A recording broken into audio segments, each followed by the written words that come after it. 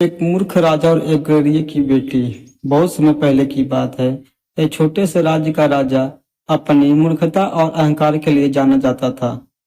वह खुद को बहुत चतुर मानता था, लेकिन वास्तव में वह हर छोटी बात पर गलत निर्णय लेता था। उसकी मूर्खता के कारण प्रजा परेशान थी, लेकिन कोई भी उससे कुछ कहने की हिम्मत नहीं करता था। राजा और चुनौती। एक दिन राजा ने अपने दरबार में घोषणा की, मैं इतना चतुर हूं कि मुझे कोई भी नहीं हरा सकता। जो मुझे बुद्धिमानी में हराएगा उसे मैं इनाम दूंगा। राजा की यह चुनौती पूरे राज्य में फैल गई। तब एक गृहणी की बेटी, जिसका नाम सुमन था, सुमन ने सुना। सुमन बहुत बुद्धिमानी और हाजिरी जवाब थी।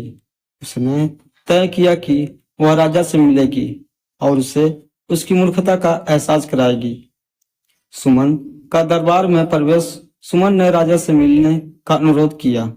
जब वह दरबार में पहुंची तो राजा ने उसका मजाक उड़ाते हुए कहा, तुम एक साधारण गृहणी की बेटी हो, तुम मुझे कैसे चुनौती दे सकती हो?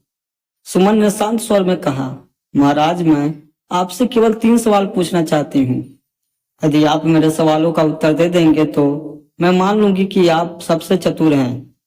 3 सवाल, राजा ने घमंड से कहा।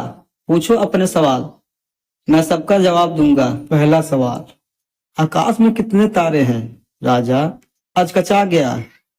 उसने इधर उधर देखा और कहा, यह तो कोई नहीं बता सकता। सुमन मुस्कुराई और बोली, तो आप यह मानते हैं कि आपकी बुद्धि सीमित है? दूसरा सवाल, धरती का केंद्र कहाँ है?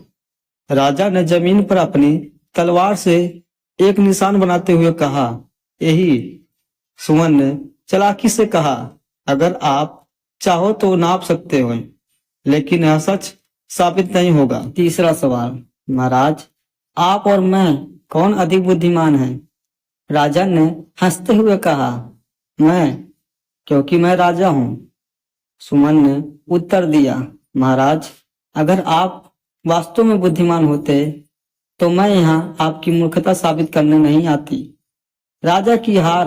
राजा को समझ में आ गया कि उसने बिना सोचे समझे सवालों का सामना किया और हार माननी पड़ी।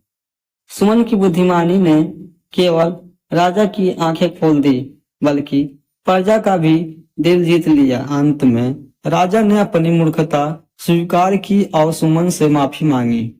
उसने सुमन को अपना राजगुरु बना दिया और उसकी सलाह से राज्य को अच्छे से चलाने लगा।